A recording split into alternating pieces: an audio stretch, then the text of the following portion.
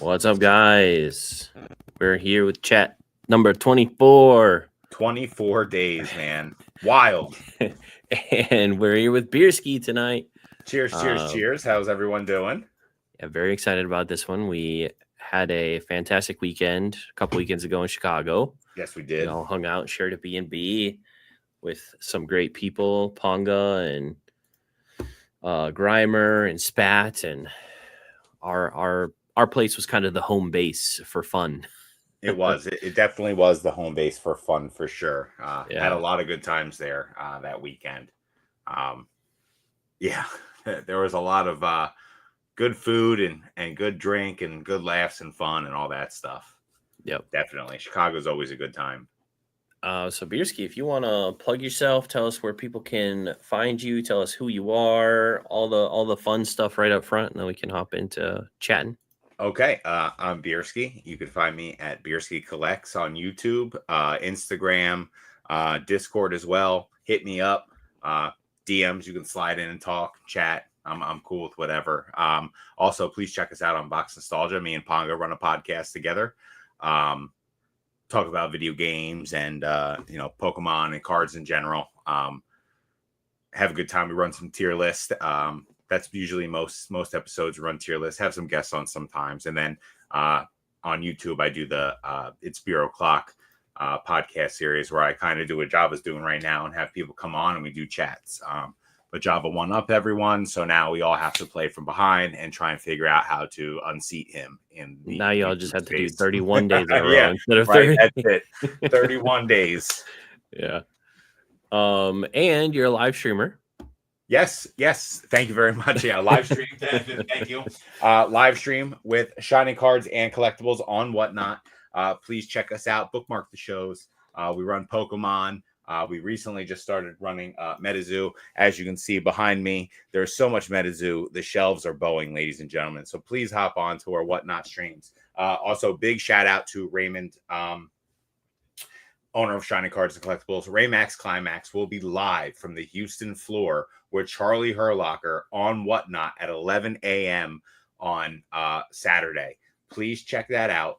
They will be running Metazoo. They will be live from the Whatnot booth in Houston. So yeah, please check that out. Super excited for Ray about that. That's going to be a little bit of a game changer, I think.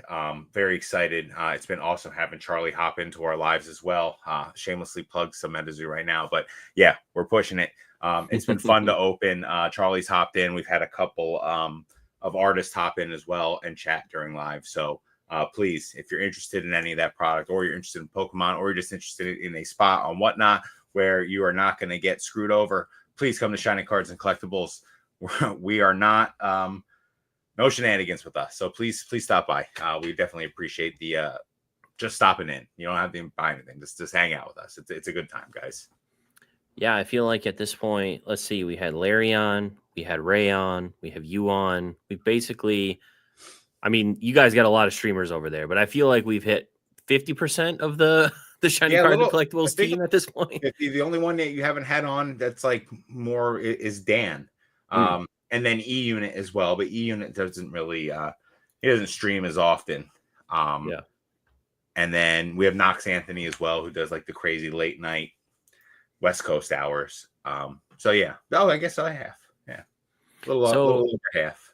Most days are you guys live like 24 hours with all the people that you have, or Ernie, finally a pillar guest. Thank you, Ernie. I appreciate you, homie. No, we don't have people going 24/7. Gotcha.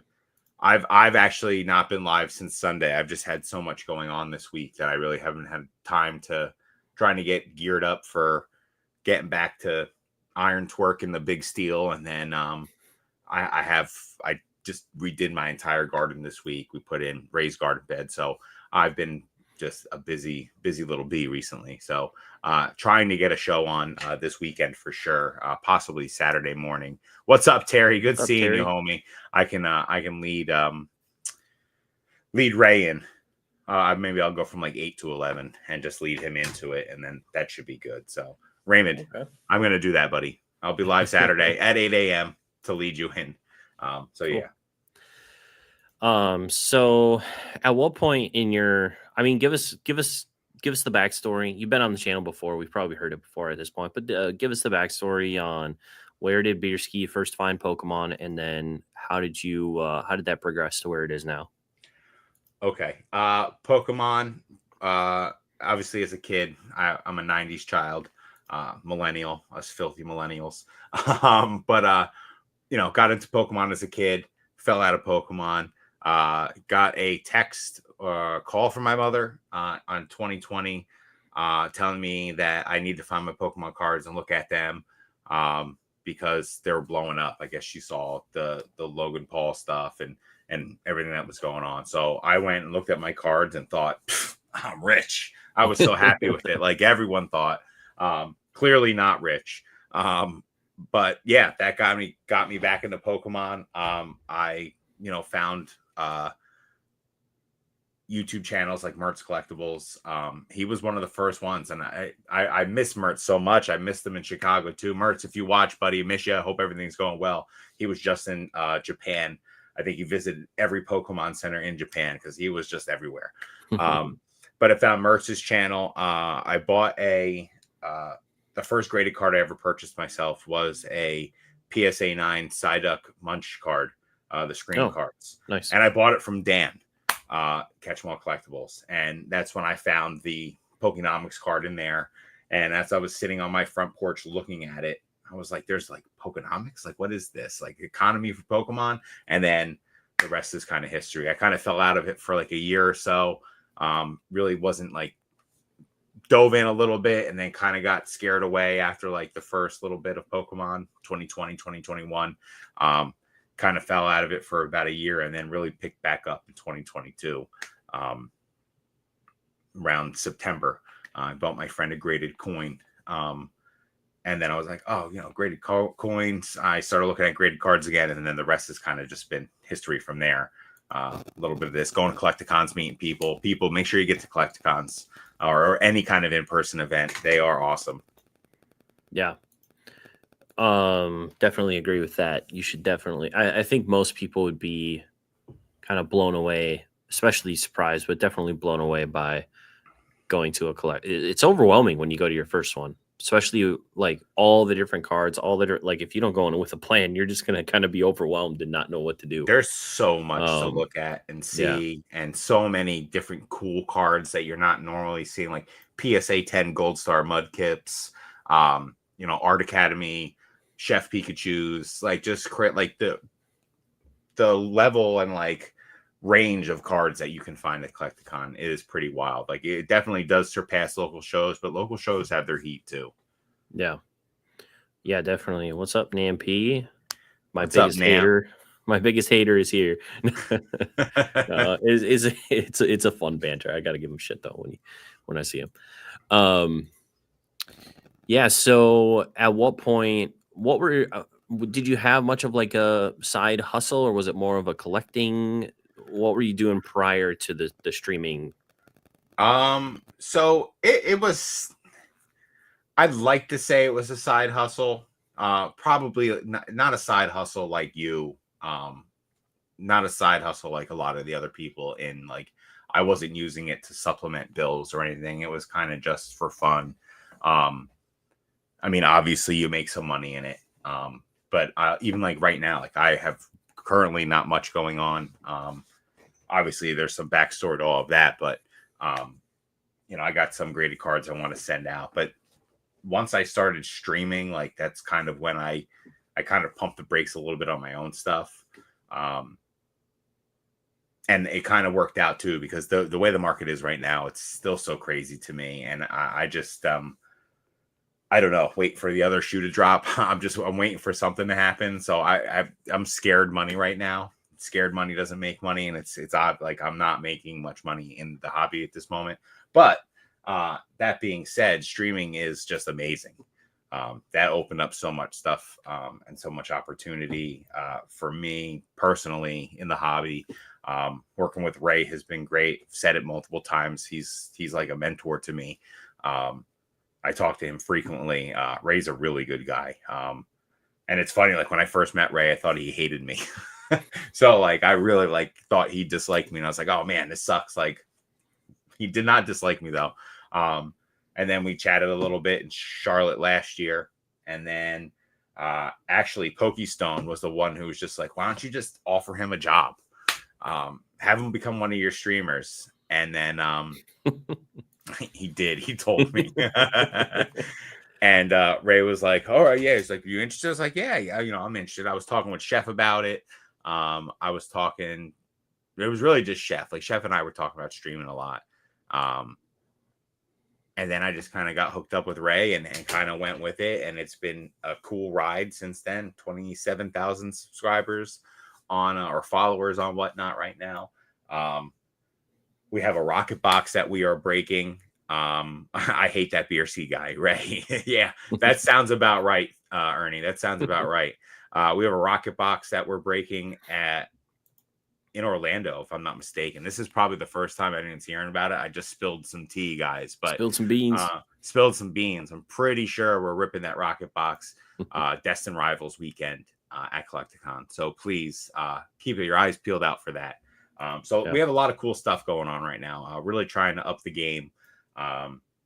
We have graded cards coming soon. That's going to be one of the next things we're going to start offering en masse. Just graded Ray some heat. I wish I could pull it up, but shout out Thrifty. I hope Thrifty watches this later, but I purchased a binder collection, or actually 2 binders from Thrifty. They're up there. There was a McDonald's Larvitar Hollow promo in there. Oh yeah, let's go. Let's go, baby. We pristine some nutty cards in that sub. Oh, that sucks, Thrifty. Yeah, dude, it was. And when I looked at that card in person, I was like, this doesn't make any sense at all. This card is too mint. Apparently, it was pretty damn mint because Ray texted me, goes, you freaking pristine that Larvitar, bro. And I was like, ugh! I was like, it's so good. So, and that's another thing, like. I've kind of fallen out of grading, and that's where I was making most of my side hustle money. I'm going to get back into grading again. I like that aspect of the hobby more than most things. I like the time you take with the cards. I like analyzing the cards. I like putting them in the plastic. I don't know. It's something I haven't been doing much. But having this sub come back for Ray has really been like, all right, like I still have the grading thing. Like I can still do this. This is no problem. Like we've been doing pretty well. And I sent Adara stuff from Chicago last year, Java, and it all did well. I got pristines and gem mints on almost everything. So feeling very good about all of that. I like grading. That's kind of what I came into when I came into the hobby. It was like the big grading push. So that's kind of what I leaned into. And really, I think I excel at grading. So that's awesome. In the hobby, at least, that's how I feel. Like high 90% or higher, like 10 rates and stuff on a lot of subs. So yeah, I feel good about that. So I need to get back to grading again. I haven't been doing it as much, but it's something. I have a small little grading pile. I got some Metazoo stuff that I will be sending out. Like there's this stuff all over the place. So I got to consolidate. I got to go through some other things. I really like. There's a lot going on in this room. So you got lucky. Thrift told me it had a dent. Oh, sweet. Yeah. Well, I didn't send it to Tag. So if I sent it to Tag, it would have definitely 1,000. Would have been great. 1,000 out of 1,000. 1,000 out of 1,000. So I think, and Ray said this when we chatted. We talked about that collection, by the way. That was a fun part of that conversation. Or the one that you bought last year in Chicago. Yeah. The one from Cashimal. Is that what I think with all the mid-era stuff? Yeah, I'll pull it down. This is what's left of it. Like, so it was in 2 full 5-row boxes. But there's just like break cards and stuff. Like there's just so much fun stuff. Right now it's broken down into like reverse hollows, and then some more modern stuff. Yeah. But when you look at the prices on PSA of some of this stuff, or on eBay of PSA graded copies and whatnot, like some of the cards are so low pop that they just have such a crazy premium to them. Yeah. And I like going through that stuff. Like, it's an era of Pokemon that I never experienced until really last year, like going through that stuff really hard. So yeah, we're in the same boat there. I definitely really like the E series to, you know, kind of X and Y, because I was completely out during that era, and it's fun to go back and rediscover that. What's up, Swami? Good seeing you in here, man. It wasn't the best buy for streaming on Whatnot, and I was too new to streaming to realize that or know that. I saw, you know, a bunch of awesome cards that I could get for 75%, and then people just don't know.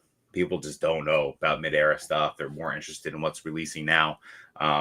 So it seems like a common knowledge to know, but when you're first streaming, you just don't know. Like, I just didn't know, and it just didn't go well. So we've been slowly but surely getting through a lot of that.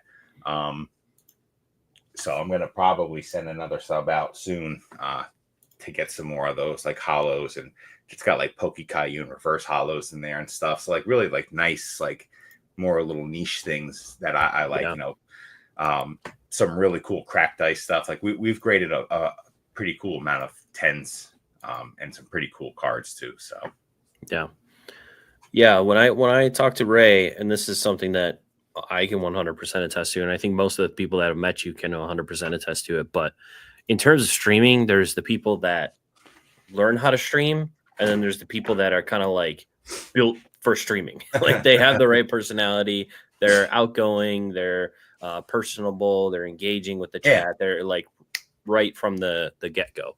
And in my opinion, you definitely are just like a right from the get-go person. Thank you. I appreciate it. Listen, when I hear stuff like that, like, I take that to heart more than most things. Like, I really like, because it's like a craft. Like, you need to be able to get on, and I say it all the time. You're not selling the cards. People are there for the cards. They're going to buy the card. You're selling entertainment. People are staying in your shows to be entertained by you.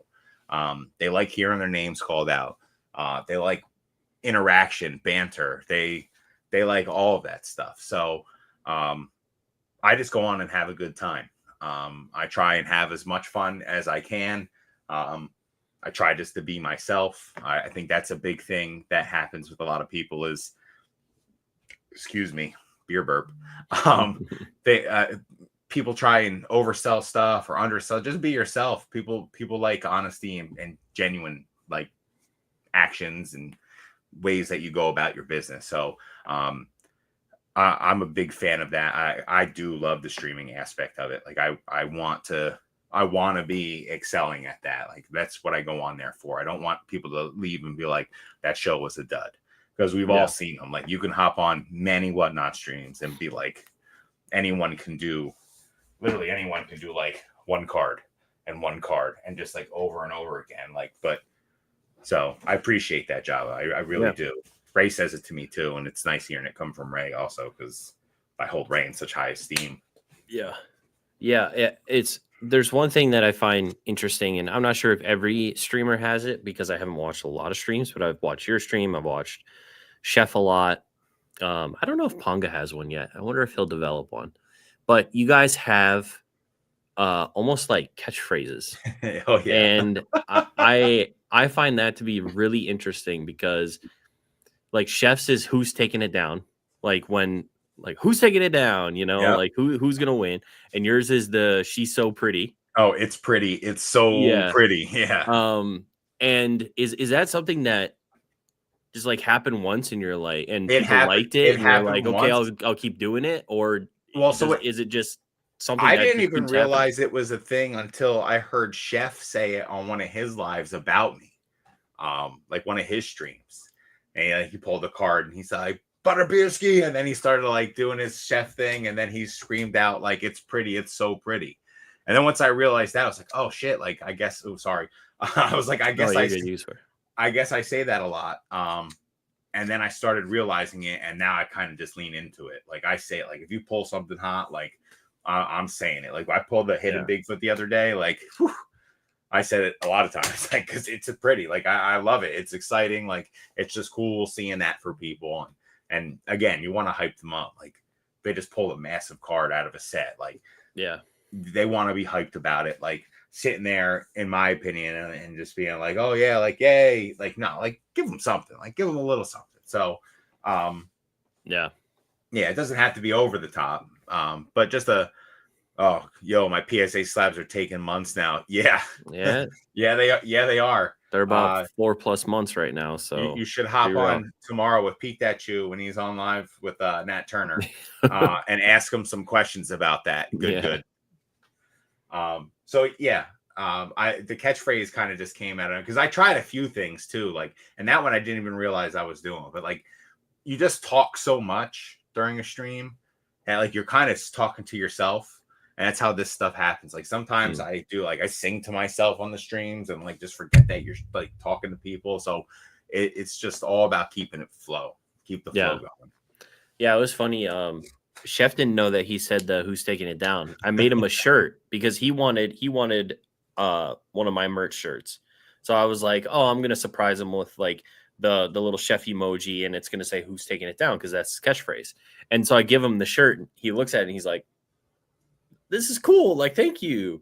And then I was like, well, yeah, that's your thing. Like, you say that every stream, and he's like, oh yeah, I guess I do. That's awesome. I need my catchphrase. Yeah, he had no idea either. Yeah, I need It's Pretty shirt now. Yeah, I gotta make one. That's awesome. But yeah, it was just funny that like you say it almost every single auction, and yet you're unaware that it's like your catchphrase or that it's your actual thing. You definitely go into 1s and 0 modes sometimes where you're just kind of, you're in it and the things that come out. Yeah. What have been some of your biggest hurdles starting streaming and getting to where you are? Is it just like a comfortability factor, like getting in the groove of doing it? Are there days you don't want to go live? Like, what are some of the hurdles you run into having to stream or streaming? So for me, like the streaming aspect wasn't so difficult to get into because I have been doing lives for some time now. I've been doing lives for almost a year at the point where I started streaming. That being said, I still wanted to throw up on myself the first stream for Ray because you want to do well for Ray. Again, it's Ray's product. You don't want Ray to get beat up. Like, I'm very conscious of what I'm auctioning, how I'm auctioning it off, what the numbers are. Like, I try to have all of that going on in my head all at the same time while we're streaming. Yeah. Oh man, I just forgot completely where I was, Java. I'm so sorry. Hurdles for streaming. Hurdles for streaming. Thank you. Yeah, I just walked down that rabbit hole. No, you're good. Yeah, you want to make sure you're doing well for Ray. Wanted to throw up on myself the first stream, but getting into a flow with everything definitely helps. Some days when if you get beat up a stream before, the next stream you're much more cautious. You're a little more tentative with things. It really is just figuring out what product moves well, what people are interested in.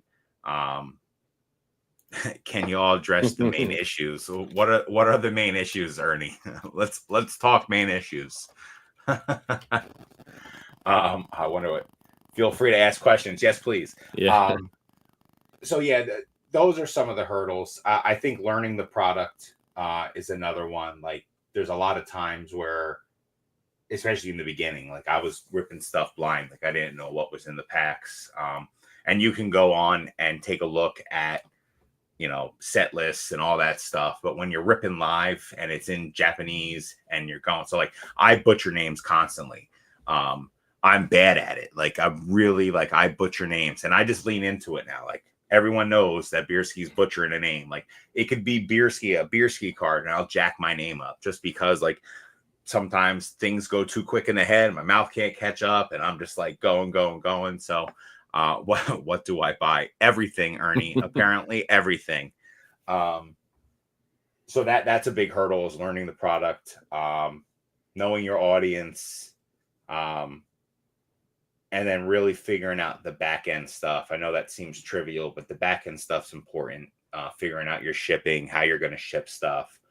You don't want to train yourself to ship in a bad way that's going to slow you down. You want to have, like, when I was with Ponga streaming on Fanatics with him that one night, like, just the way he does stuff is so different than how I do things.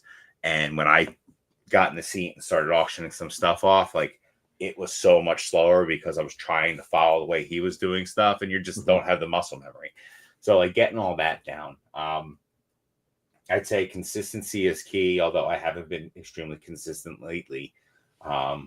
Consistency is definitely key, especially on weird hour times, early in the morning, stuff like that. People know to keep coming back at those times. Those are just some of the hurdles. And then getting noticed in a huge crowd of people. Like, we're still a tiny little fish. Like, we're Dory. And we're just going to keep swimming, right? That's what we're doing. But there are whales and sharks out there that are huge that just eat up so much. And it's crazy seeing how many people actually dip their toes into whatnot over the past year, since even I started with Ray. Just watching them, tons of just single man operations, getting in, getting out. Like, some people are there, some people are out. So, those are some of the hurdles with it. And then I guess confidence in yourself. Like you mentioned it earlier, you just got to be confident in what you're doing, and then make sure you're considering, or you're constantly putting that out. Yeah. And with you said know your audience. I think one of the things with streaming is, like, you're going to have those people that are constantly coming to every stream that you do, but you're also going to have a lot of people coming in that are new. So how do you find the balance, and how do you understand kind of early on in the stream, like, what the people there today want? And then, like, how do you kind of change on the fly if something, goes bad, or if you need to adjust? So they'll be like, I'll put a bunch of different cards at the beginning, different eras, different, GXs, EXs, full arts, trainers, everything. Whatever starts hitting is what I'll start pulling more of, and, like, we'll start running that way. It's happened before where, like, we went on a crazy, like, tag team run, and it was just like I ran like 20 tag team cards in a row, just kept running them because people wanted them, and a lot of people were bidding on them. So you'll have that sometimes. Just, you find one promo that works well, you start digging for other promos. It's just kind of knowing where your cards are in the stack, and trusting your gut on it. Sometimes it pans out, sometimes it doesn't. But I've had times where, and it's funny now because, like, we bought ARs for so cheap, Japanese art rares, and now they have gone, like, all the art rares that I've sold that are just, like, so much more expensive now. It's like, you think about that too, it drives you nuts. But people were eating them up. So I just ran art rares, just keep going. But then the next stream, it'll be dry, and you'll be like, oh boy. So you got to, like, kind of swap back and forth what you're doing. Yeah. If you have something bad that flops, like, booster boxes can be rough sometimes, especially if you're auctioning them off. The biggest thing with that is to make sure that you don't do it too many times. Because that's where you get caught. Like, if you continuously take a hit, like, you're just working against yourself there. It's really not. It's better to pivot and then shut the stream down if it's not going well, than just continue to lean into something. And that's even like with Metazoo right now. Like, we're teaching an entire new audience. Or teaching our audience an entire new TCG now. So you have to take the good with the bad there and try and figure out what's working. And thankfully, it's been really well received by our audience. We got a lot of people who are very much only in the Pokemon, definitely enjoying ripping Metazoo right now. So it's just interesting. Like, that, this is like one of the bigger tests that we're going to do. Is running like a new TCG. And it seems to be going well so far. Ray's been having fun ripping it. I've been having fun ripping it. Like I said, we're going to have Charlie Herlocker in the booth with us on Saturday. So we're really thumping that table for the Metazoo, getting it out there.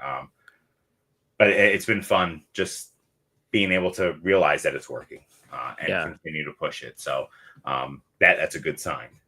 Yeah, it's really cool. I mean, Chicago, obviously you were there, but Nick was in the eBay booth doing his live thing, which was awesome. super sick, being featured.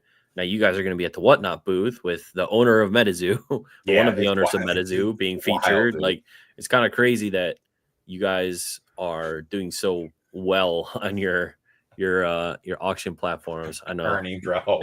Ernie's giving us shit. Can we get 4 more hours of stream details? He's in a mood tonight. That's all right. We like that. We did have a question from Good that I can answer quickly.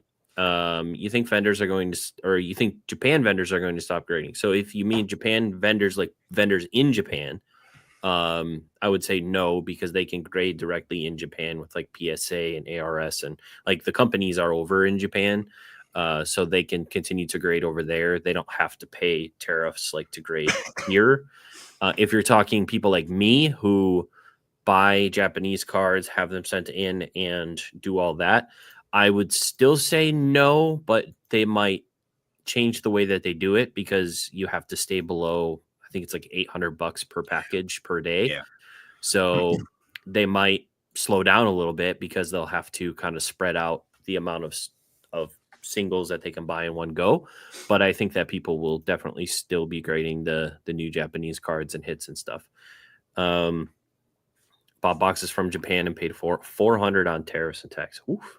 You should check out Retrospecs. He will ship in multiple different boxes so that you can avoid the tariff issue. Underscore Retrospecs on Instagram. Check him out. He's a good plug for that. If you do Japanese boxes. And then, am I going to stop buying cards from Japan to grade? No, I haven't bought in a while, because I've had so many cards at PSA. Clearly, stacks. So I've been waiting for a lot of that to come in so I could sell them and start buying again. But for now, I haven't been buying, but I might buy in the future. I'm kind of waiting for stuff to go down, because I feel like we're at a precipice and we might be slowing down a little bit. Yeah. So I'm waiting more. I'm going to burn through these and then kind of see what's up after that. How about Rocket absolutely caking its pants in price over the past week? It's down to what, 127 or something? Is that what Retro had it at? 110 I saw stuff. Yeah, maybe it's 117. Wild right now. Like, people were just getting abused, and then it was like, oh yeah, by the way, we're gonna take 50 off the top in like 3 days. It's wild. I feel like at this point, if you're like a streamer, and I know it's important to have like that product on day one, but at the same time, it's like, is it really that bad to have it like the next weekend so that you don't get absolutely fried in prices, since it seems to drop after the first week? Yeah, I don't think it is that bad. I mean, they were selling Rocket cases for $2,100 up until like a week and a half ago. Yeah. And it like, sucks because now you have streamers, you have streamers like Chef who have to try and sell their boxes at $159, but you can get boxes on the market for like $117. Yeah, it's now you're just eating it. Like that's. But that was a good price a week ago or 3 days ago or whatever. So yeah, it's difficult. It's hard, right? Ray and I talk about this all the time. Especially vendors from Japan, like and how they do business and how the business is being done, where it's literally just a jacked price, artificial price, and then once the demand hits and they realize, then they just dump it, and then you're caught with bags. Like you're hanging on to stuff. Like I got stuff in boxes over here. Thank God I didn't have it, like 151 and stuff like that's doing very well. But like, do you want to buy 151 at 160 a box right now? Like, probably no. Like that's it. I just put my case up on eBay. Yeah, like I'm not doing it. And obviously that's just me, but it's the prices for the Japanese product has gone. It's crazier than that Japanese boom that happened 2 years ago. Remember that? Like for 2 months, and it was just like, oh my God, Japanese is back, baby. Yeah. And it wasn't. Like it just wasn't at all. It died immediately. Like all the people in the basements with their waifus were like super satisfied with what they got, and then it was over. So now it's just crazy seeing how just that one corner of the market can control so much over here price wise. It really is crazy. Yeah, I'm trying to see. Trying to find Retro's stories because I want to see what he has Rocket at currently. Quilly, Yeah. I'm gonna shout it out one more time, bro. Thank you so much for the dope heat Absol, my friend. I really do appreciate it. I love this card. Thank you for being here. I'm glad you're in chat so you could see it. Definitely cherish this bad boy for a long time. Yeah, he's currently got them at 127 per box, and he with free shipping, and he makes them so that you'll avoid the tariffs. But yeah, check out Retro. But yeah, I personally am not buying any. I wish I could. I wish I could buy a case of Rocket just to rip myself and have fun with it, but not at $127 a box. That's wild to me. Yeah, not yet. It will come down. It will. I'm interested to see what happens to the market when the black and white set comes out. Yeah, I think there's going to be a lot less excitement for a black and white specific set. Yeah, I do good. It's definitely going to go lower. Yeah, because they could print this into oblivion. Like if the demand is there, which obviously is for Rocket, they could print it like they did Shiny Treasure EX. And dark all the way down to $30 some a box, man. Yeah, right. Remember Shiny Treasure EX? There was I think I saw boxes at $28 at some point. $28, yeah, like crazy. Dark Ibex is correct. They do have a lot of power, but yeah, people keep paying the prices. And that's streamers, man. Like that's the machine that's getting fed, and that's what like Java said. Like we need to have the next best thing right away, or people won't be in your streams buying stuff from you. They can just go to the next stream and have Team Rocket. But yeah, I don't know. Like I said, I feel like there's a lot of product that it's going to be pricing a lot of streamers out. Just because you're not going to be able to keep up, especially with the Japanese releases being one every month and a half. Like it's just consistently. There's a set and then it's forgotten. And there's a set and then it's forgotten. Anyone talk about Terra Festival anymore? Right? When's the last time you heard about it? I hadn't heard about the PSA 10s until the PSA 10 debacle, or not debacle, debauchery between Spat and Ponga arguing over $5. Like it was like an hilarious. An hour back and forth over $10. Yeah, it was great, but that's all I heard. You don't hear about loose boxes anymore of it. And that set was juice. That was such a good set. What a great opening experience that was. And the PSA 10s now are just dirt cheap. Like most of the evolutions are under $100 in PSA 10. So many of them. Buy them up. They're all over 10K pop already in PSA 10. Buy them up because the next boom in 4 years during the next presidential cycle, watch. Everything's going to start going back up again. Seems to be the thing.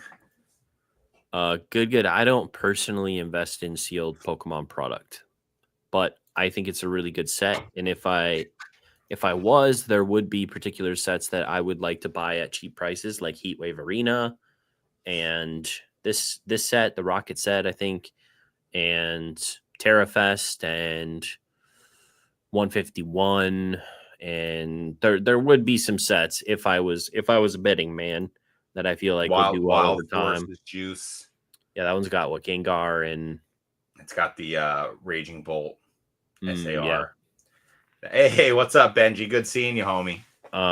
Yeah, I think there's definitely some good sets, Scarlet Violet era, but I don't personally hold sealed for investment. So don't take what I have to say seriously. Scarlet and Violet or Sword and Shield. Shoot. God. I literally wrote Ponga like a diatribe, massive paragraph on my comment the other day. Oh, I love it. It's so good. Oh man, I gotta stop with that argument because love you too, Benji. It just doesn't go anywhere. Yeah, I love Bierski too. What about 151? Oh yeah, 151. I said 151. Yeah, 151 for 151, sure. great set. Like it definitely is a fun set. Can I talk? All the Kanto haters out there. I got a 60 card sub, majority Master Ball Reverse Hollows. Oh, so PSA beautiful, 10s. beautiful print quality. They're so cheap. I'm gonna like barely make any money on any of it, because they're so cheap. Like the See, it doesn't popular make Pokemon in PSA 10, Master Ball Reverses, like nobody cares about them. they They were like the hottest thing ever when that people set were came out, losing their minds over them. and now no That one they came cares. out during my first. Yeah, I think Weedle had PSA 10 Master Balls during my first Collecticon. And they were priced like crazy, the prices on them. But the pops on everything are so many people grade now. Yeah. And I think that's one of the reasons why I stepped away from grading. It's because so many people were grading. And now I realize, like, I know what I'm going to start going after when I grade. Like I'm going down those deep, dark, dirty rabbit holes, finding some crazy stuff and go ahead and grade it.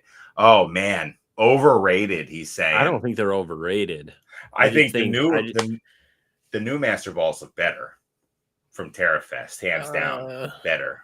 Yeah, I think they're both the Japanese. cool. Yeah, the Japanese especially. The English ones look washed out and crappy. The texture on the new ones is cool. One Prismatic did it. Stop being cool. Yeah, once it came to English, they ruined it for everyone else. Yeah, just like normal. Yeah, it looked like crap. They don't look good. They don't pop the same way. Like a Sylveon Pokeball, just a regular Pokeball in Japanese, is fire. It looks so good.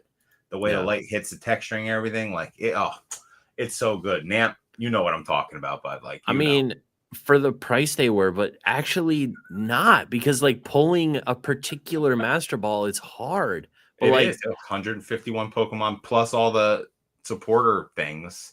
But it's like, all right, I guess, it's the perfect illustration of the idea of demand shifting to the newest hottest thing from what was once the newest hottest thing, and prices going down because of that.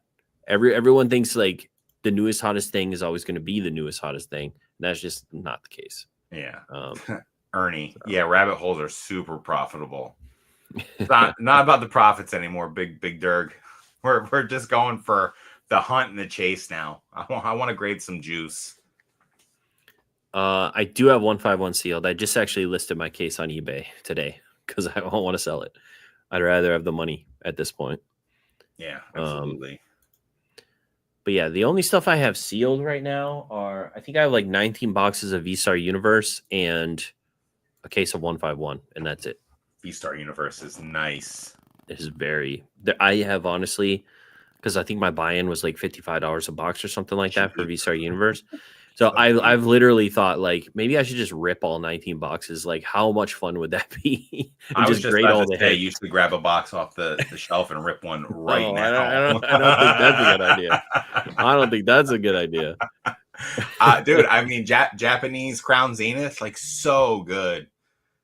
Absolute juice. Yeah. No, it's fantastic. Best Sword and Shield set for sure.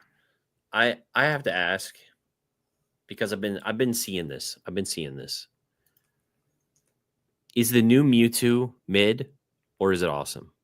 I have an answer, but there are so many people who call that card mid, and it's just interesting to me. So Ray and I said 7 out of 10. Okay, that's kind of mid, right? It's like a little over mid. Yeah, I like it. I don't dislike it. I think they could have gone a different direction with that. I'm gonna be honest. Like, I hate the trainers in the cards, man.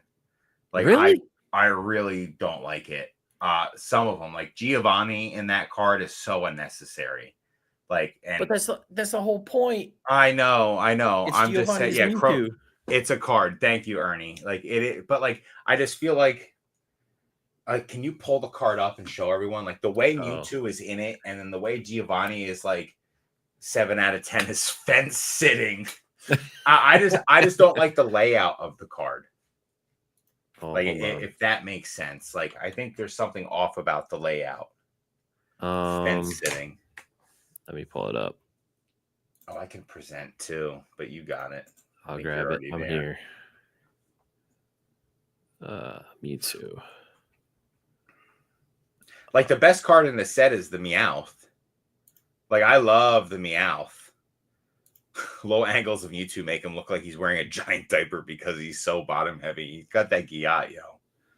Yeah, I just don't like it. It's too busy in a bad way. I think it's sick. I don't know. Like, he looks. I mean, I know that people really don't like. I mean, they kind of did the same thing in Pokemon Go, where he's like elevated above everyone else, and you're kind of looking up at him, and he's projecting power or whatever. I love, like, I don't know. I think it's cool. I think it's I don't know. I don't think it's bad. I haven't seen it with texture. I don't think it's bad. Like I said, I'm fence sitting with my 7 out of 10. But it's one of those it just doesn't, like, if I pulled that, like, I'm not super juiced about that card. I know some people are. I know if people. If you pulled it, you wouldn't be juiced. You'd be juiced. I don't know if I would be juiced about pulling that card. Like, I'm seeing it right now. I'm not super pumped about it. I'm really not. Like, I would be more excited pulling that Meowth. I'm being, like, very honest with you. Like, the Meowth is, like, I like that card. Like, y'all do this to me on purpose. I know you do. Java, I think it sucks. Namp. No, he said he was kidding. I like the art. I know. I left that part out. I will say that this Crobat is fire. Crobat is awesome. Crobat is awesome. Super colorful. The trainer kind of gets lost in there, but it's kind of fun. It's almost like a Where's Waldo? Like, where's the trainer at? Because there's so many. That's cool. The trainer's not taking up half the thing. Like, that's a cool little trainer thing. Like, the old trainer cards used to be so much nicer. Like, I don't know. I don't like the trainers either, where it's just like the full art of the Pokemon with the trainer silhouette in the back. Like, I'm not a fan of that either. Wow, I don't know. I don't like the trainers at all. I don't like the sets after Terra. I don't. Yeah, shut it down, Java. I don't know. On Journey Together mostly because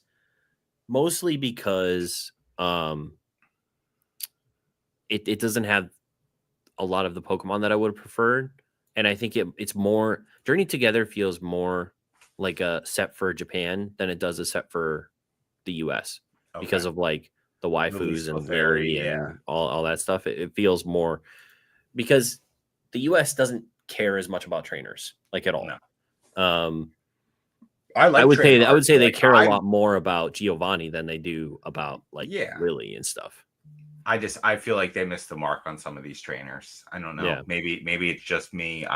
Maybe it's my boomer Kanto lover self, and I can agree with this. Ethan's Ho-Oh and Cynthia's Garchomp from Heatwave are freaking sick. And they might be in front of that Mewtwo. I would say Cynthia's Garchomp is probably in front of the Mewtwo. I love that card. But Mewtwo's probably right after that. And then the Ho-Oh. But yeah, that set is fire. It's got some sick hits in it. Yeah. So 7 out of 10. Bro likes Watsy only. I do like some Watsy. Explosion. Bierski, do you like the trainer gallery cards? Yes. Trainer gallery cards I do like. And that's it's so weird. That's like the same thing. They're not, though. They are. It's a trainer in the Pokemon. I don't know. There's something different. You know why I like the trainer gallery cards? Because they're not the hits. Oh, they're like extras. They're like the extras. They're not the hits of the set. Like a hit. Look at Namp laughing. Yeah. Yeah, I mean, it's fine. I never had a problem with the trainer gallery cards. Galarian Gallery. Well, obviously they didn't have the trainers in it, but the trainer gallery cards were like, dude, those EVs with blue.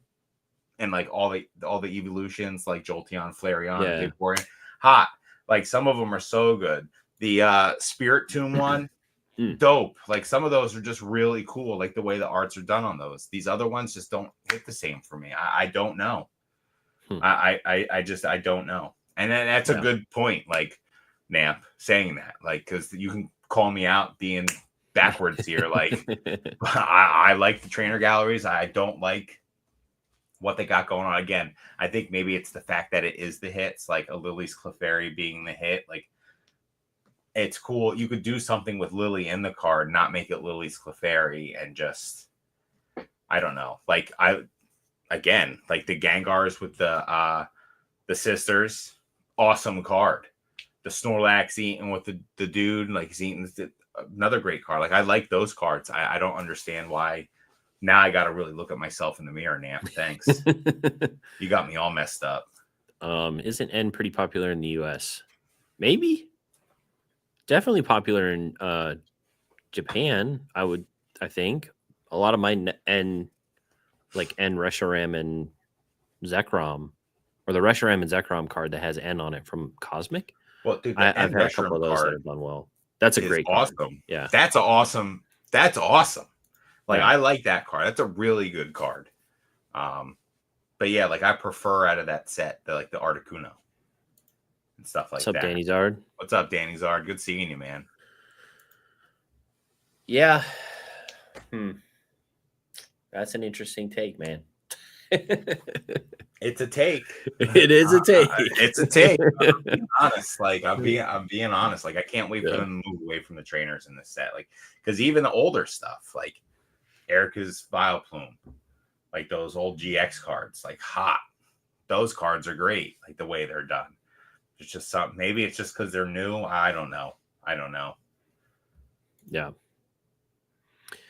Yeah, I don't think anyone's going to be skipping Destin Rivals. I think Destin Rivals is probably the best set we've seen so far in Scarlet File and Block. So there's so much. Really? You think that? Absolutely. Destin Rivals with Heat Wave and Rocket? Can't even. What set's better? I did Terra. It's a better set. It's a better set. I bet you it's a better ripping experience. Can it even be a better set with the crowns? When you look at those cards, are you looking at the crowns, Java? Are you looking? I see the crowns. You see the crowns, and I don't like them. Tell me that crown doesn't make Umbreon look freaking awesome. Hey, you know what? I've already seen a Terra Festival set that's 10 times better. It's called Evolving Skies, okay? Oh, wow. Here we go. I'm going to just disagree with you. What? You think Terra's better than Evolving Skies? Oh, hell yeah. I think Terra's better than Evolving Skies. Why is Evolving Skies a good set? 2 cards? Well, no, it's got a bunch of other stuff. I'm sorry. I'm getting myself excited. Kick him off. No, you're right. It's got the Umbreon 20 alternate arts. Yeah, it's got. So I forgot about all the V's. I'm sorry, but everyone creams themselves over the Umbreon, the Moonbreon, and the Rayquaza. Which the Rayquaza I think is a better card in the set than that. So I will take back what I say. Actually, you're right. Evolving Skies with the V's. Because I like the V's better than I like the V Maxes in that set. Yeah. Like all the V's are much better. The full art V's, the alt art V's are awesome. Well, I think people tend to forget that there's all the Dragon Pokemon in that set too. Like the Dragonite, the Rayquazas, you have the Wyvern. Noivern. No, is Noivern Noivern. The Batman Noivern. I was like, wait, is that the first evo or is that the yeah. I don't know. I think Destin looks great. I know that obviously if you don't like the trainers and the Pokemon and that whole thing, then yeah, it's not gonna appeal as much to you. So I understand that. I get that. Yeah. Excited for Megas? Absolutely. Yeah, Megas will be dope. I'm very excited for Megas. Hopefully we get a Mega Ampharos with the locks, the 80s hairband. Yeah, I love it. Absol too as the he gets Absol's recently become your one of your favorite Pokemon. He's slid in, dude. I found some sweet Absol stuff at Collectagon too. It took me a little bit though. KFC promo, if I'm not 7-Eleven promo. Sorry, 7-Eleven promo. There was a few others, but not as many Absol stuff as you would think. Like I asked a lot of people, and they're like, "No, I don't have any of that." So, underrated Pokemon for sure. Yeah, very cool. I Very feel cool really Pokemon. bad about that horrible take I just made. And Absol. Go It's ahead. I feel like I completely forgot that all those cards came from that set. And just That's okay. no, That's okay. yeah, it's not okay though. I'm gonna hear about this from Ponga later. Pongo will somehow agree with you, and I'll have like 7 comments about how wrong I am in the comments. That's after the awesome. video. If Ponga's willing to jump on this grenade with me, bless him. Yeah. Absol is kind of like I feel like if you like Absol, you probably like Zangoose too. You like Zangoose? Zangoose is cool. He's kind of got that same vibe. Yeah, a little bit. Not as much on the Zangoose. Okay. Absol, Okay. like once, so Quilly like described. I knew nothing about Absol. Like when he said like the disaster Pokemon who can, and he like wrote a whole thing out for me. I have it right over here. I was like, oh man, like this Pokemon is so freaking cool. And then I started reading about it more online, and like, yeah, like people associate him with bad luck, but he's really just trying to help everyone out. Like it's like the saddest story ever for a Pokemon, and people think he's just like a bad dude, and he's really not. He's just trying to warn everyone. And then I didn't even know that these sketch cards existed. I'd also like to say that this card has a perfectly placed fart swirl on it too. Let's go. Oh, it's a dude. If I can get it to pop up. Oh, it's not going to pop up. Oh, I don't see. Yeah, you can't see the swirl, but the it's sketch there. is thick. The sketch is so thick, or so sick. I'm a big fan of it. So I'd like to get some more of these sketches, but they are interesting to say the least. How to get them is difficult. So the sketch cards are sweet. So yeah, Absol, the poor misunderstood Pokemon that should have been a legendary. I agree with you, Quilly. 100% should have been a legendary.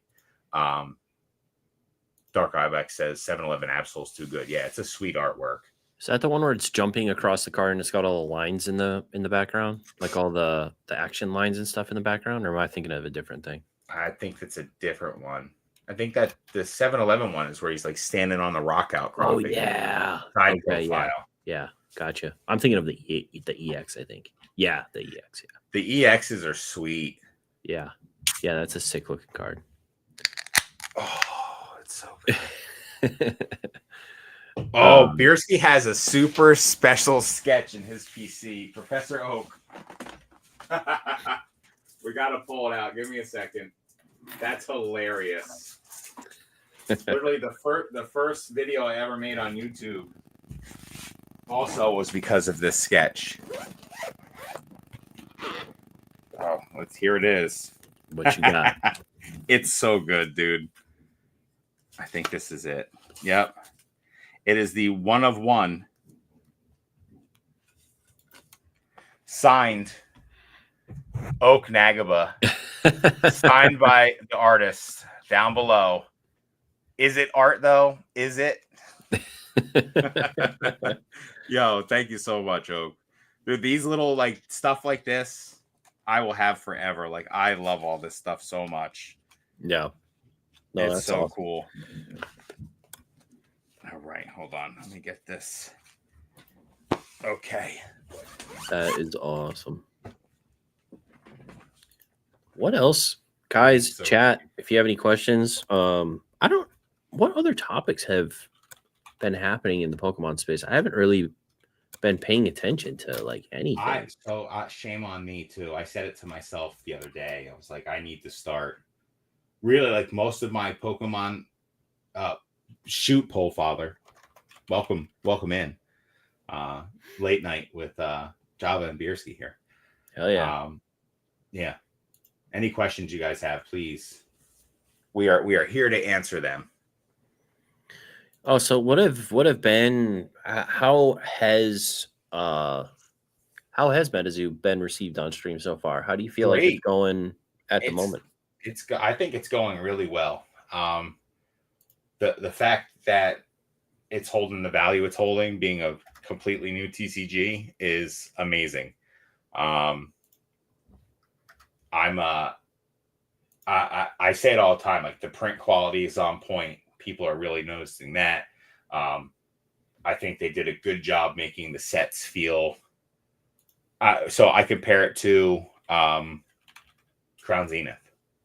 This first set, like you're pulling something almost every pack. You get 9 of these. It's a Bigfoot right here, but you get 9 super rares. Every box I've pulled has had 2 alt arts in it. I've pulled multiple hidden rares.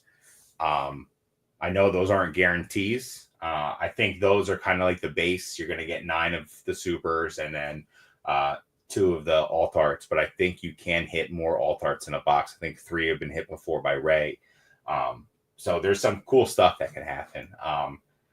And I think I think the cryptids are a hit, man. Like I really do, because you can go research all these cryptids. Like I knew the Sun Wukong is so cool because it's literally what Goku is modeled after, which is awesome. So I think people have been enjoying it. Like I said, we've had some pretty heavy Pokemon people who bought only Pokemon kind of come over and start spending on whatnot. On Metazoo in our whatnot streams. And like I said, it's a fun rip. I also like the fact that it's 24 packs instead of 36. I like the 24 packs.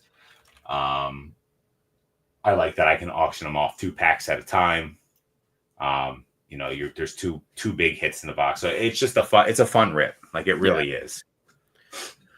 Yeah, there's you mentioned that Goku's modeled after Wukong, and there's a short film that was animated by a fan of Dragon Ball, and it's called Legend: A Dragon Ball Tale. I watched it fairly recently, but it's a couple years old now. But the transformation, like the Super Saiyan transformation, instead of what it is in the show, he basically turns into Wukong, and it's freaking sick. Oh, so instead of like the big, huge gorilla character, he's more like he's more. That's like awesome, like a chimp. It's super, super cool. Definitely recommend that if you haven't seen it yet. Okay, so I have anyone not. in the chat hasn't seen it yet. Nintendo Switch, you guys talk about gaming and stuff on your podcast. I'm curious what you think of the Switch 2. Will you be trying to get one? I think pre-orders went out today, and it was very difficult. They did go out today. I'm probably not going to search right away for one. I'm a big Nintendo fan. Like I always have been a big Nintendo fan. It's 2025 though. Like we need to see like a jump from Nintendo graphically. I think you can still do this cool stuff with this. I know it's a handheld. I understand all of that. But I feel like we need to get there. There's the difference between the two systems. I don't think is great enough right now to warrant a $500 price tag. And then $80 games on top of it. So you're buying a system for your kid. It's going to cost you $6 right off the rip. And you're getting one game. And what's the only game? I think the only game launching with it is Mario Kart, if I'm not mistaken. At least for the first month or two. Yeah. I think it'll just be Mario Kart. And then the enhanced versions of the games that you already own for your Switch. So, but like, I don't see this is classic Nintendo. Like this is a classic move by them. They seem to do this with their systems. I don't know. Like there's really not much separating this one from the old system.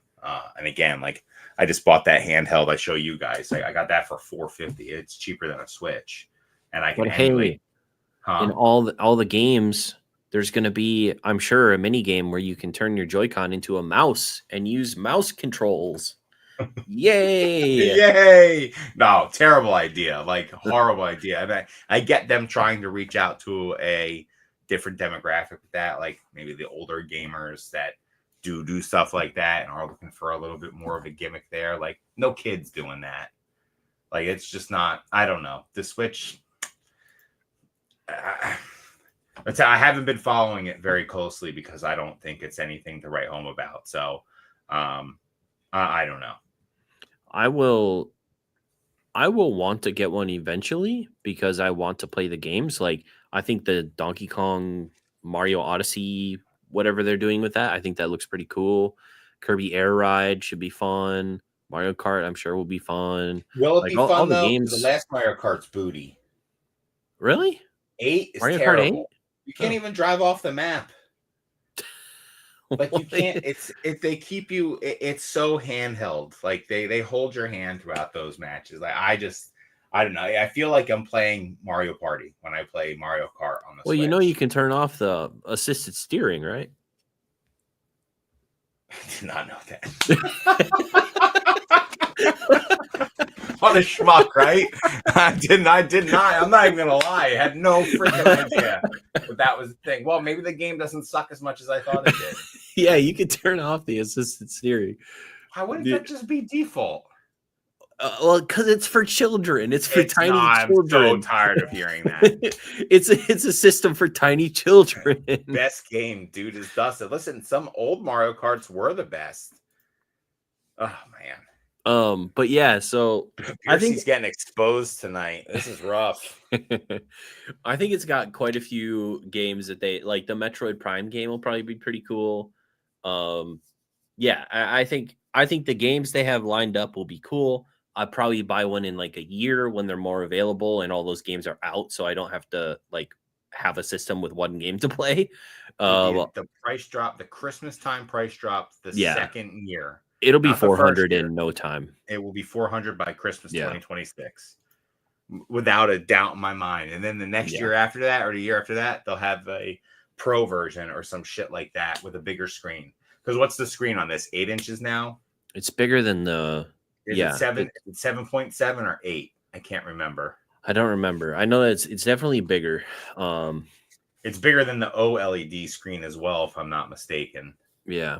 So, but I'll get one eventually. I'm not too interested in it until there's more games out for it. Yeah, that's the thing. Like, I just want to play Zelda and Mario on those games. But to be honest, like, I'm not the biggest fan of Breath of the Wild or Tears of the Kingdom. Like, I don't want to play a game where I need to spend 1,000 hours in it to beat it. Like, I don't have that time anymore. Like, that's why I liked Ocarina of Time. Was awesome. You did your stuff. You could spend a lot more time in it, and it's still only going to take like 100 hours to get through that puppy. Like, yeah, I think everything. I think too. Like, this is maybe a hot take, but the classic virtual console that they have on the Switch should not be a selling point for anybody to buy one of those consoles. Like, why anyone is excited for an emulator for 4 GameCube games to be on the Switch 2, like, that should not be a selling point. That shouldn't even be advertised as a thing. But people are so excited about it. It's like, bro, Dolphin emulator. It exists. It's amazing. You can play all the games in HD. Like, you literally don't have to wait for this shit, and you don't have to pay for it.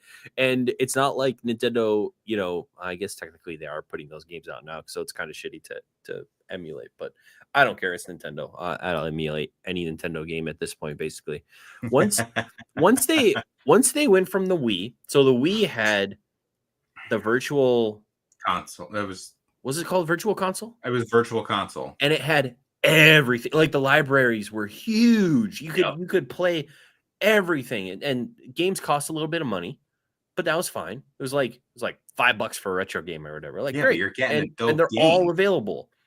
And then they switched to the freaking Switch, and they get rid of the Virtual Console so that they can put out like 6 Nintendo 64 games on this stupid like Nintendo Online bullshit. Like, come on, man. And some of the games they chose are terrible. Yeah, and like they don't have licensing to put the freaking Pokemon games on there, or like what's going on? That's nothing annoys me more than the fact that I can't buy from Nintendo.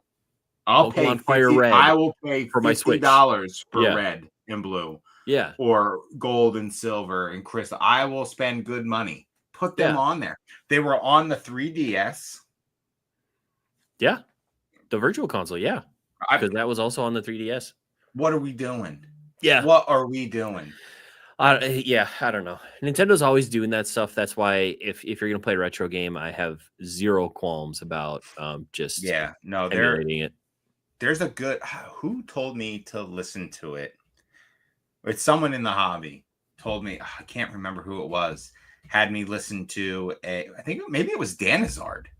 had me listen to something about Nintendo and like them starting as a card company back in the day, like gambling cards and stuff, and like to now. And like how many times they almost shit the bed on the way because of like decisions that they had made that were like short-sighted, and it came back to bite them in the butt later. Like, I mean, they basically saved console gaming because when the Atari came out and they like oversaturated the gaming, like with all the different games, and the quality was getting so horrible because the turnaround times were so like, I think there's a Netflix documentary or something about this.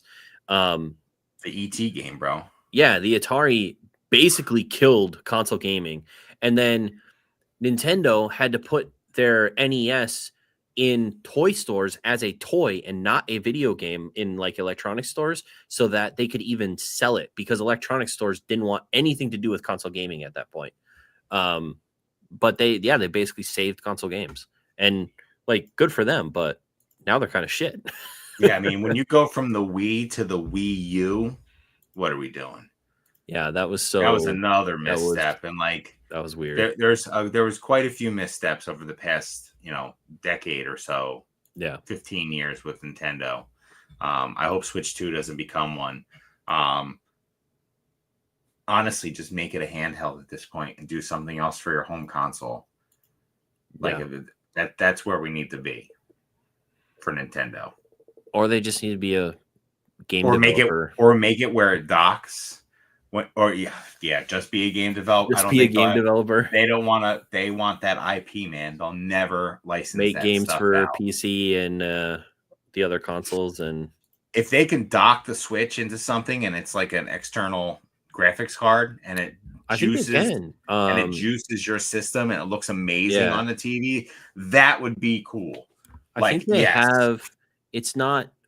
There's like two different 4Ks. There's like, I forget what it is. There's like a fake 4K and like a native 4K or whatever, and it does like the fake 4K, but it's supposed to make it look better. And I think the games are supposed to run a little better when it's docked. Okay. But yeah, so we'll see. Miller Lite or Bud Light? Neither. Neither. I don't even think I've had one of those before. Miller High Life. The champagne of beers, ladies and gentlemen. Do not fill your stomach with light beer. Just go right for the Miller High Life.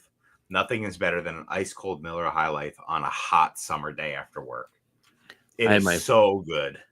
I had my first ever Corona in Chicago. Oh, I didn't even know that was a thing. I just don't drink light beers at all. Like if I'm going to drink a beer, it's going to be dark and malty and coffee and chocolate and all that stuff. But Jackson, I love your whatnot. Thank you, Jackson. I appreciate you. Appreciate you very much. The GameTube 2 will be the AR when the time is right. Maybe Polefather. Just maybe. 8K for an Ishida auto on a non-hollow Pichu. Are we snapping? Absolutely not. I'm not buying any autos ever. Age showing. Yeah, bro. I'm a Mario Kart 8 is a masterpiece. Turn off the settings. Dude, I didn't know about your beer ski, Greg. I didn't know, man. I did not know. Shame on me. You know how many times I played that game? I was like, this game sucks. I was like, how did they even release this? How are people allowing this to happen? It never made sense to me. And now I feel like the world's biggest boob. Because you're 40, bro. Where was for me, autos are just like, unless I'm getting it autographed myself, I have no interest in buying one, because if you follow and believe Swolepoke Jeremy on Instagram that so many autos that are currently in PSA slabs are fake, like I have no confidence in a PSA graded auto card at this point, or any auto card that I haven't graded myself. Sorry,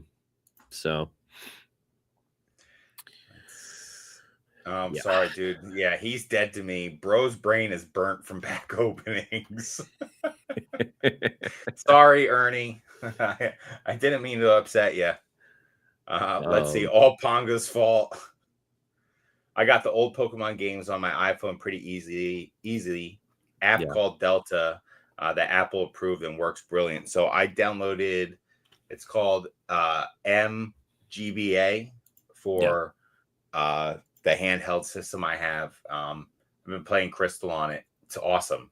Yeah. Like I'm actually going to think about getting one of those. Dude, and for the price they are, like the new generation of them, the X isn't worth it, but that one's awesome. Yeah, Jackson the Baller. I really do appreciate that. Let's see. Yeah, that's Jackson's a good kid. That'd be yeah. If he was watching your whatnot. Yeah, thank you. Nintendo doesn't think people who buy their games actually own them. Yeah, no, they have a hard time with that, don't they? Because I've owned most of the Pokemon games at this point, at one time or another. Jackson, by the way, big news coming soon for some local stuff. So just pay attention to my Instagram or my YouTube. It should be cool. I'm excited. Are these the hints that you were hinting at before that I'm not going to name hints? They're hints. They're hints. I'm not saying anything. There's something solid until something happens. Java, if it's still in the air, I wish you the best on all of it. Whatever these hints may be. Yeah. I'm sure you'll kill it, dude. It's still in the air. I love it. Obviously, I will announce something when it happens. What? That's great. That's so badass. But yeah, we'll see. Oh man, I feel like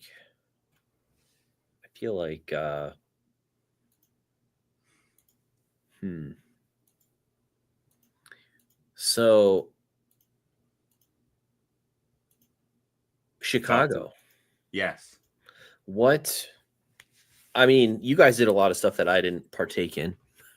So I'm curious if there are any stories from the casino night or the... You didn't miss anything there. Believe me. You missed nothing at the casino. I heard there were a few hands that didn't go your way, and it was over pretty quickly.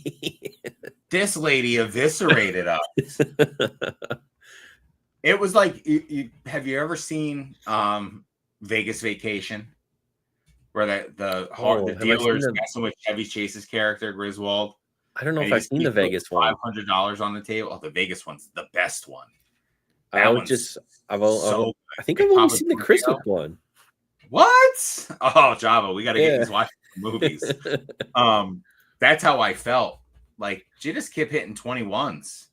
21. I think she had 3 21s in a row. I only lost $120. It's not like the biggest deal, but still, like, what is happening here? Why is this happening? So we were at the casino for, I think, a hot 35 minutes. I think the walk to the casino was longer than the actual time I was in the casino. I know Nick's heart was broken that we weren't going back to the casino. But the next day, Nick's like, we left Java, and the day after, like, he sends me a picture of $500 chips in his hand. Like, he went and he's like, I just had the best run ever. Like, oh God. Yeah, so good for him. So that was good. Thursday was fun. Had a really good time with everyone who was hanging out Thursday. Let's see. I don't want to forget any names, so we're gonna run down the list. It was for the beginning of the day. For most of the beginning of the day, it was me, Walrus, Nick, and Pokemon Wonder. We hung out for most of the day. Went to dinner. Once we got to dinner, Spat stopped by. Trackstar, Aaron stopped by, Pokey Smoke stopped by, and Vandy as well. At that point, though, after dinner, I just wanted to get back to the Airbnb. I hadn't even been to it yet. So got back to the Airbnb, and that's when you guys were there. Excuse me. We did Grimer's Live, which was awesome.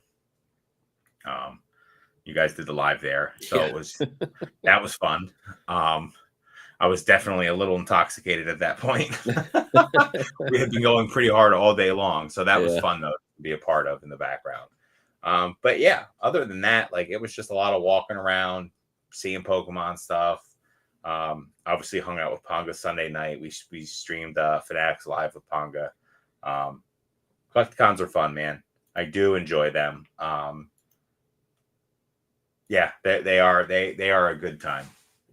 So what were you doing during the shows? I know the start of Saturday, you guys were doing the money glitch. Yeah, And that promptly exploded and stopped working. And then after that, did you buy much, or was it more just like hanging out? I hung out. I walked around. This was like, I walked around and looked at a lot of stuff. And just looked at a lot of stuff. It's just been funny to see prices of things now compared to prices of things in 2022, and pricings of things in 2023, and then last year. And so it's just funny to see how stuff has changed. Seeing what people are going after, what people have in their case. Like I said, you go to one of these shows and there's millions and millions and millions of dollars worth of stuff in this place. And some of the cards are just wild that you can even see it in person. That it's right there. So that's pretty much what I did. I didn't buy, like I said, I didn't buy anything for myself that show. I didn't purchase for Ray. I just kind of went there to unwind and let loose and have a good time, which I did. Like I was telling Retro on the last Beer O'Clock, like kind of having like a collector seller identity crisis, like with just personal stuff, not like streaming and whatnot. That's all going very well, but just like personally what I'm trying to do. That's why I keep saying like I want to get back into grading again. Like going to the shows, like I need to go to the show with a specific couple cards in mind and just really pound the payment for those, because it's so doable. It's very doable. Yeah, I think it was the first show that I saw at least one booth with legit armed security. Yeah, I thought it was a cosplayer at first. I literally looked. That dude was too jacked to be a cosplayer. That's what I thought too, but I was like, maybe it's just like one of those guys that really leaning into it. Yeah, because I don't know how you can just have an armed security guard at your tables only. Pay him, I guess. Yeah, private security company. He was wearing the full battle rattle, man. He had I think it was loose packs, which makes sense because they have like probably millions of dollars worth of packs, vintage packs and all that stuff at the booth. But could you imagine? Yeah. And I was this a real video? The trading cards and porn stars thumbnail that I saw. Did they actually open packs with porn stars from the other convention? Hilarious. Someone needs to send me this. I think I saw a thumbnail with Waka Flocka and Alexis Texas, and they had Pokemon cards or something. Waka Flocka is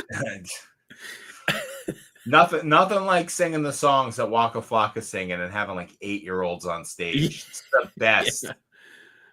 Oh, it's a little tone deaf, but dude, it's so bizarre. Yeah, that's the one thing that doesn't make any sense. And they need to tell Jason Page to stop. They're gonna bleed that man to death. Why he does any more than just the theme song, I still don't understand. Like the beatboxing and all that. Like, bro, just sing the theme song. That's what you're there for. That's what everyone wants from you. Sing the Pepto-Bismol jingle again and again. Stomach diarrhea. Like, bro, what are we doing? Yeah. Oh man. Yeah, it's a riot. It definitely is a riot. Jax is going to Card Party this summer. Really excited about it. That's awesome. Nice. Good stuff, Card Party is great. Highly recommend. The summer one, you must be going to Florida, I assume. It's going to be hot in Florida in summer, obviously, but Card Party last year was really fun. Definitely highly recommend. I think you're going to have a really good time. I'm going to Card Party, but the other one in Seattle. So that was Japan. And then Japan, yeah. Oh man, good for you. Yeah, it's gonna be cool. I think my wife and I are booking a 3-day cruise for our 10-year anniversary. 4-day cruise. Yeah, we're gonna fly to Miami. Actually, fly to Orlando. Get on the second biggest cruise ship in the world. It's the Utopia of the Seas. something like that. I don't know. It's awesome. Boat's big. Yeah. It's cool. But travel points, baby. Let's go. Free trip. Very excited. So we've never done anything like that before. I'm definitely looking forward to it. And so it's a cruise to the Bahamas. Okay. That'll be nice. Yeah. Cruises, I don't know. There's such like the people who do them absolutely love them, but then there's some people who do them that are like, yeah, everyone got off the boat and had diarrhea. Oh, So neurovirus? It's dude. like, so I get a little like, I don't know if I'd want it, but then you see the boats and it's like, this is a city on the water. Like two casinos. It's crazy. Not it's one. A city. It's a floating city. It's wild. I think they have like some crazy amount of bars. There's like a brewery on the boat. There's cocktail bars. They have a full acrobatic water show. So we're very excited about the cruise. Like we kind of just came to the conclusion today. But those chase points, man, yeah, they work so well. 25% extra when you book through them, and the prices are already cheaper. Like I'm feeling very, very happy. And the flights down to Orlando are going to be like $130. Yeah, they're not. They're not so cheap. So, like I said, we'll just hop on. Oh, $10 blackjack tables. Oh, Pole Father. That's exactly what I want to hear, dude. There you go. We got Ray in the house. What's up, Raymond? I'm booking a forever cruise with Bierski. Come on. The more the merrier. Utopia of the Seas. That's what it's called. What other shows are you planning? I know you got Jersey because you're going to be hosting people at that one. But are there any other planned things after that at the moment, or? Yeah, I have Charlotte. I'm gonna go to Charlotte. Oh yeah, Charlotte. Yeah, Charlotte. I love that everyone comes to Charlotte. I love Charlotte. I think that's gotta forever be a show I try to get to every year. Yeah. So, excuse me. That show I'll be there on Thursday, and then I'll probably leave Sunday. But I feel like that's a good one to get to early. There's a lot going on in Charlotte always, and I also like the city. The shop is going to be closed for Bierski Palooza and Charlotte. What up? Yeah, we have the Homie Con deal going on before Bierski Palooza, Wednesday, Thursday, and then the tournament's going to be Friday at my place. I would like to get to a card party. I would like to go to a Seattle card party. That's really the card party I'd like to go to. Unfortunately, I don't know if I'm going to be able to make it or not. It depends. Lots of things going on, so I just got to make sure that I'm putting the trips going to the right spots. Like I may go to Orlando next month. That's a maybe. If I go, it'll be like a Friday night through Sunday morning kind of thing. I'll only be down there for like 2 nights. But yeah, I'm definitely looking forward to some of those shows. Jersey show is going to be great. Again, we're going to get an Airbnb in the Poconos, which isn't far from where I am, and then tube and hike and do all those breweries and awesome spots all over the place there. The Mouse runs Orlando. The Mouse. Disney. Yeah. He owns everything in Orlando. So yeah, it'll be funny. I'll be in Orlando maybe a couple times this year. So yeah, hopefully. Yeah. I was looking at hotels yesterday in one of the cities I'm going to in Japan, and this was really interesting because this is not how they do it in the US. But I was looking at this hotel, and I want to spend up a little bit to get like a really nice room for one of the nights where I can just like chill out, have my own like little spa area, like private bath and all that. And so I've been looking at these different places, and when you put in that it's only one person that's staying in the room, nothing will pop up. And then it's like 2 people, stuff will pop up. And then they charge you per person staying in the room.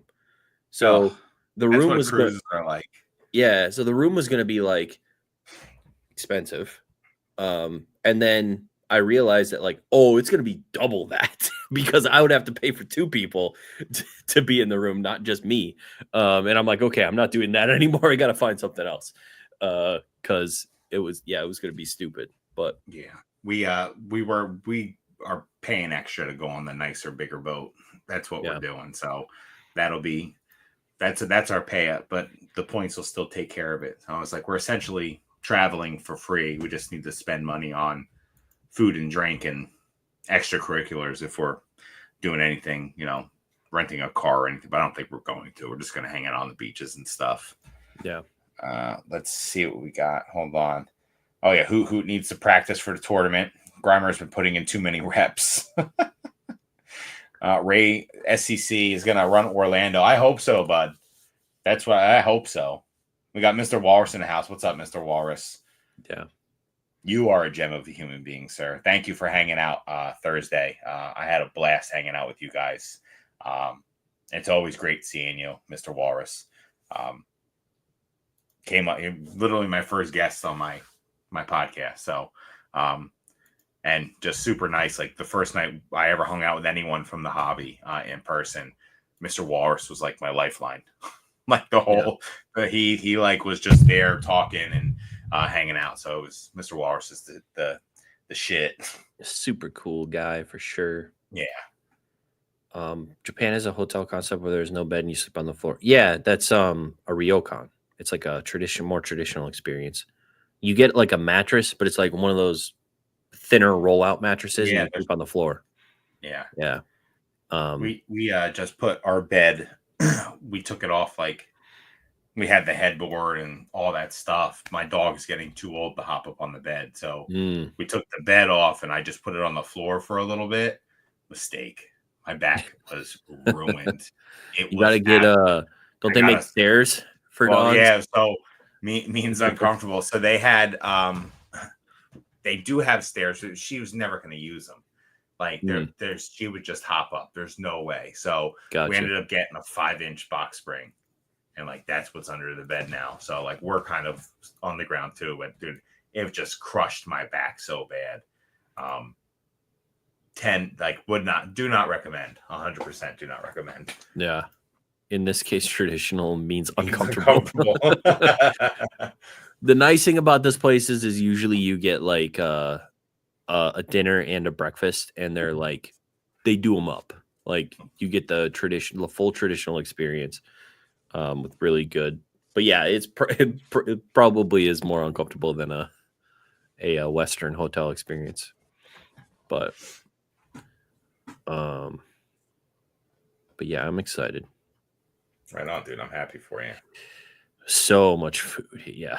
It's a full thing. Throw the food all over the floor.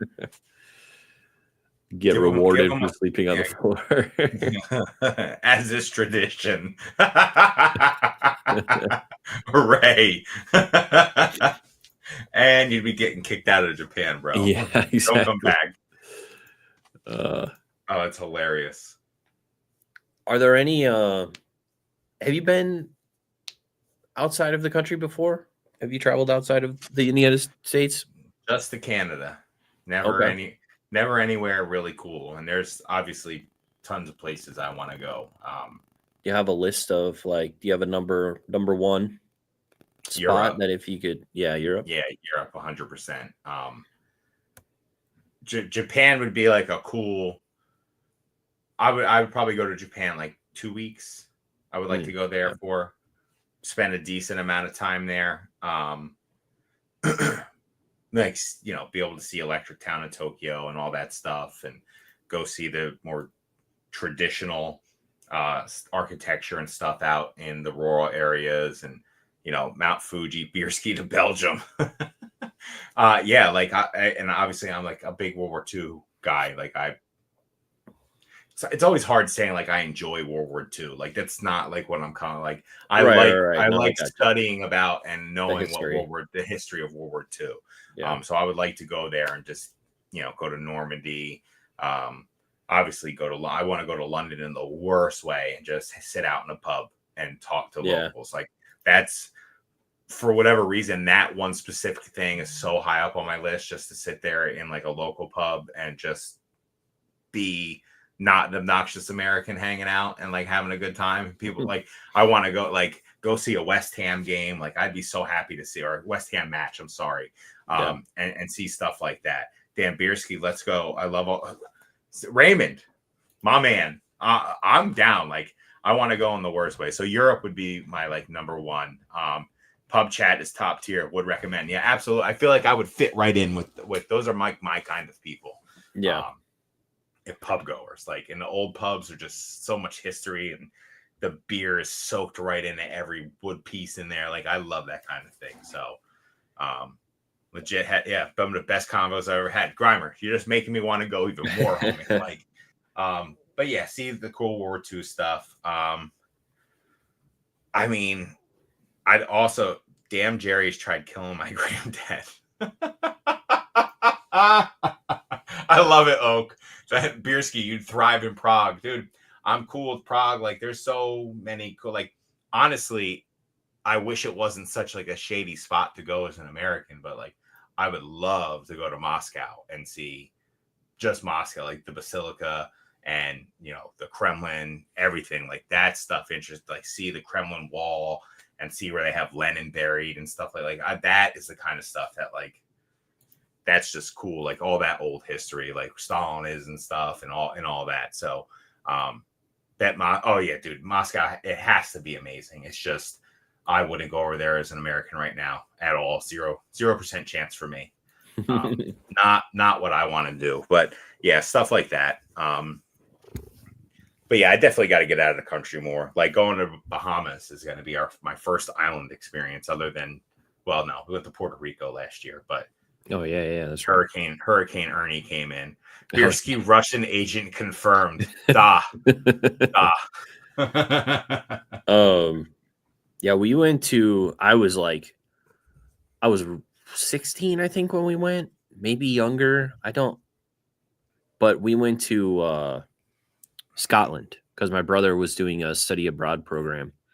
Like 30 minutes outside of Edinburgh, which is like the big city in Scotland. Scotland's supposed to be gorgeous. And yeah, Scotland was incredible. Like going to Edinburgh, seeing the castle and the like all that history and stuff. I mean, you just don't have that here in the United States. No, all the medieval history is so cool too. Yeah. Like all of that stuff is so like if you look at my Netflix, it's like the king, the rebel king, like stuff about Henry VIII and Anne Boleyn and stuff like that. Scotland, the most beautiful place I've ever been.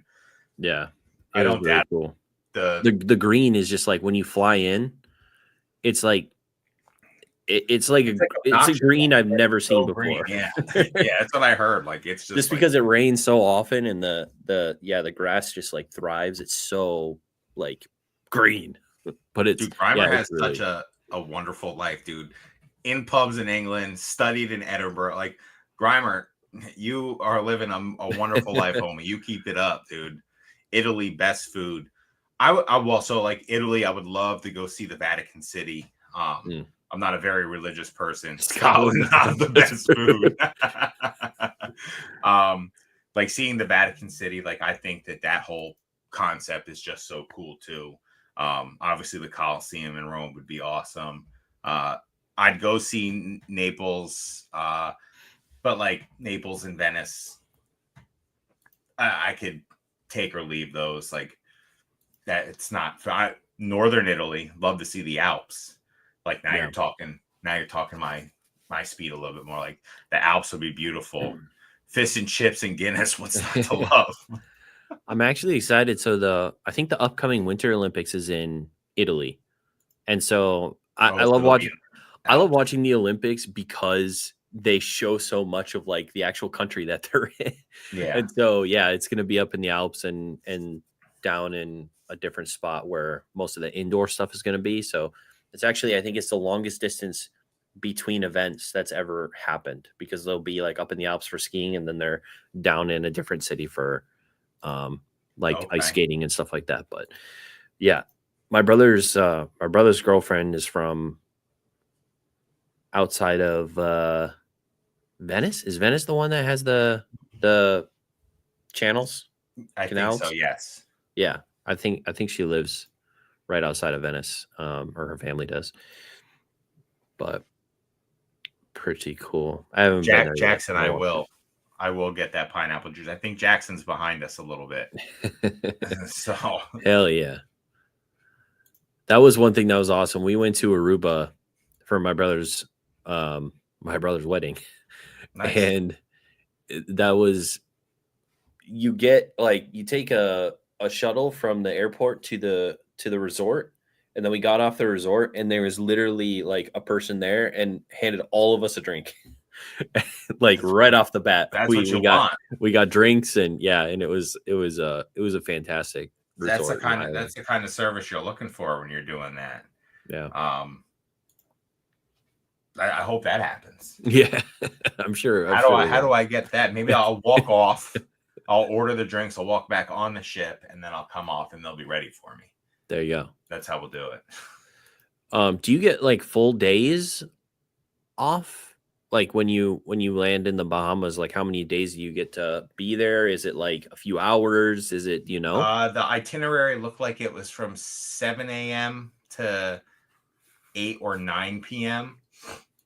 Okay, so you're docked for 12 to 13 hours, and then you get back on the boat, and then they take you to the next spot. Nice. So that's from what I gathered today. You're out at sea for a night, then you're in the Bahamas, and then you go to another island or spot, and then you're back again. So yeah, but it's a perfect little trip for us. Like I like I don't know. I like shorter trips. I like a trip that's no longer than 3 to 4 nights. I like my spot.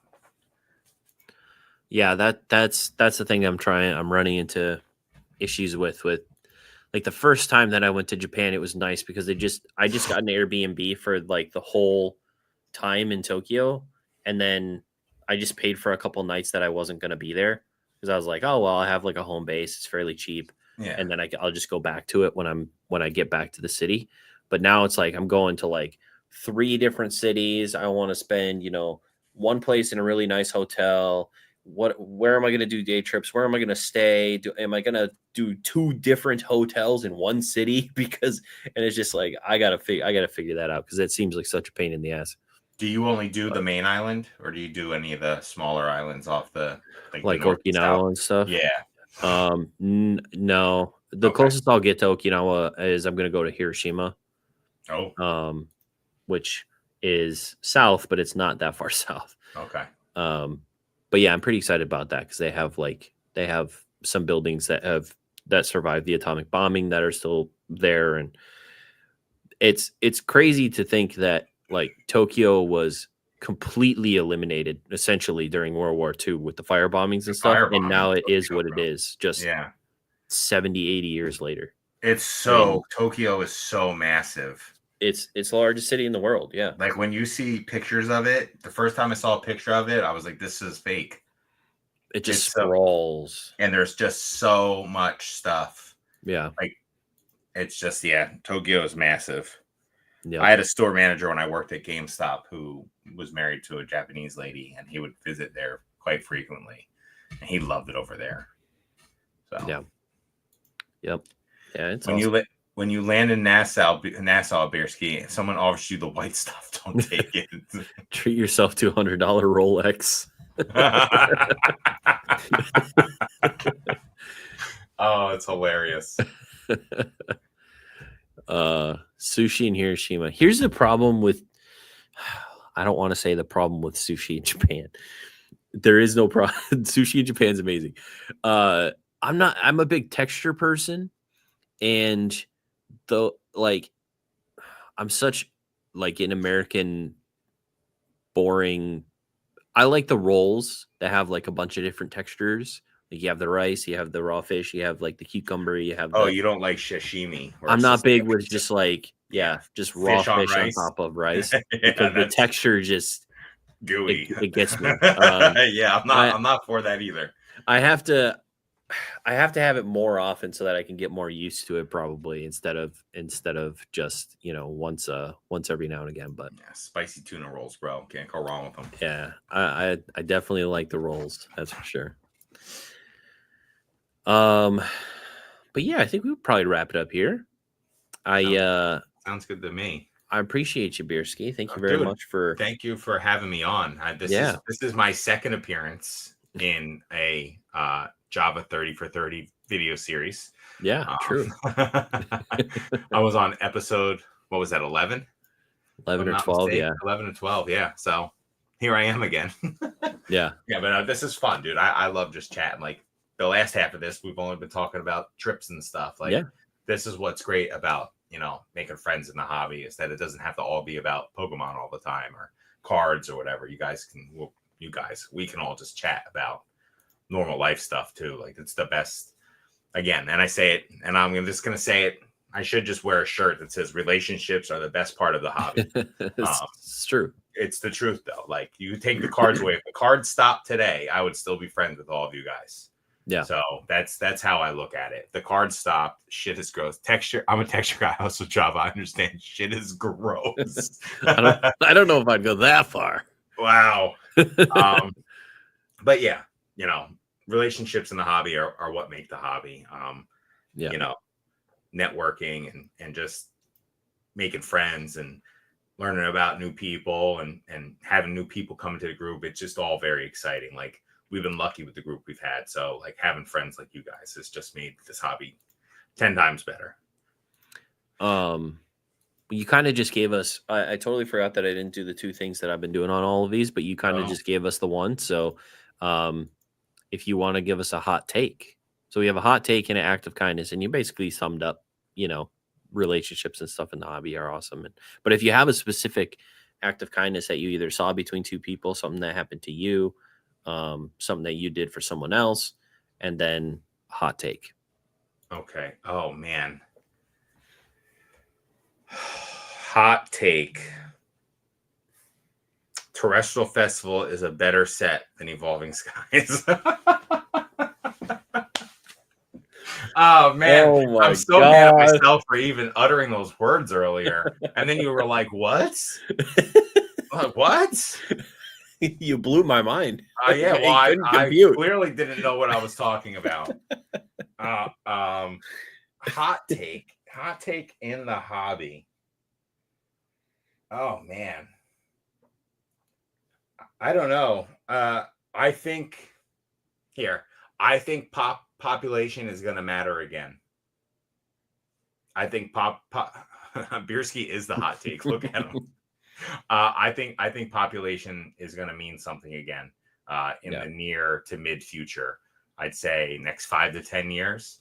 I know that how many Van Gogh Pikachus are there graded now? It's got to be close to 100,000 between PSA and there has to. They were at like what, 50,000 the last time I looked on PSA alone. I think just everything together, it's just insane how many of those are graded. I think all of that is going to eventually start mattering again, and people are going to be surprised that their pop 20,000 Moonbryon isn't worth 2K anymore. Yeah, there's 37,000 of them, it looks like. Is that tens or just total? Or wait, population. Oh, hold on, now I gotta find it. Gray. Total 75,000 graded. See? Population in 10, 37,000. Dude, think about that for a second. That's crazy. That's just PSA.